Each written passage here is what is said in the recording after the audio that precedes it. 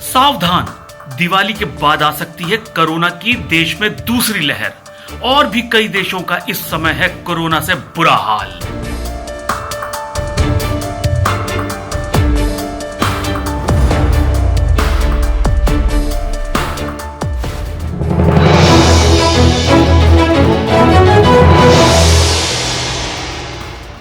Times के सभी दर्शकों का हमारे खास कार्यक्रम खबरों का पंचनामा में स्वागत है।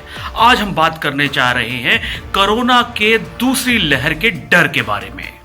हिंदुस्तान एक ऐसा मुल्क है जहां पर हर त्योहार महोत्सव की तरह मनाया जाता है। विभिन्नताओं से भरे इस देश में हर महीने कोई ना कोई ऐसा पर्व होता है जो धूमधाम से मनाया जाता है। मगर अफसोस, इस बार कई त्योहार लॉकडाउन में ही बीत गए। मगर अब कुछ बड़े त्योहार का मौसम है और लॉकडाउन भी खत्म हो चुका है। आमतौर पर देखा जा रहा है कि लोग बड़ी बेफिक्री के साथ घूम रहे हैं। ऐसी तस्वीरें देखकर लग रहा है मानो कोरोना वायरस जड़ से खत्म हो चुका है, मगर ऐसा नहीं है।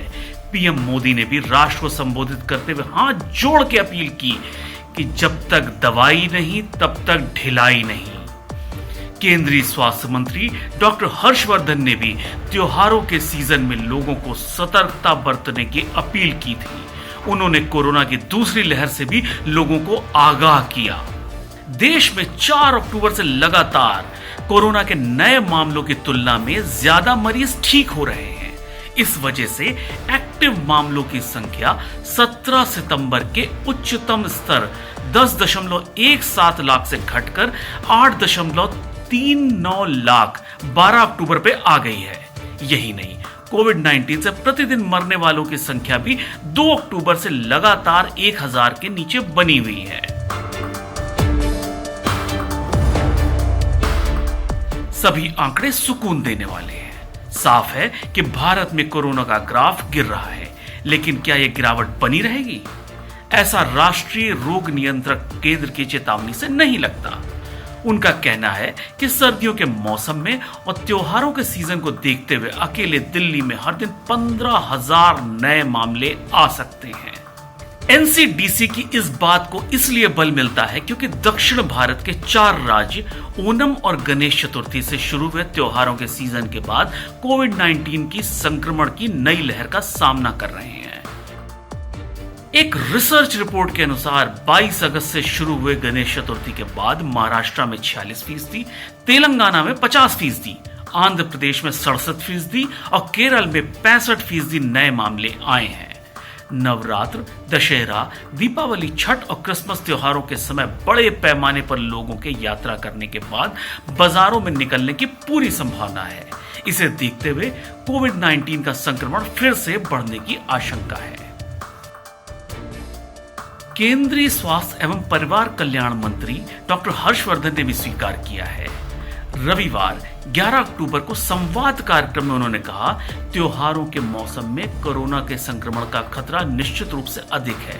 अगर हम इस समय पर ज्यादा भीड़ भाड़ करेंगे तो बड़ी मुश्किल में फंस जाएंगे। लोग मास्क पहने और सोशल डिस्टेंसिंग का पालन करें, तभी खतरे को कम किया जा सकता है। कोरोना संक्रमण पर centre for disease dynamics, economics and policy की रिपोर्ट का एक और अहम खुलासा है। रिपोर्ट के अनुसार बच्चों के जरिए न केवल बच्चों में संक्रमण फैल रहा है, बल्कि वो वयस्कों में भी संक्रमण पहुंचा रहे हैं। चिंता की बात यह भी है कि बच्चों में संक्रमण के लक्षण नहीं के बराबर दिख रहे हैं, इसलिए संक्रमण फैलाने वाले के रूप में उनकी पहचान करना बहुत मुश्किल है। सेंटर ने 5.75 लाख से ज्यादा लोगों पर संक्रमण के प्रभाव का अध्ययन किया है। इसमें से 85,000 लोग कोविड-19 से पीड़ित थे।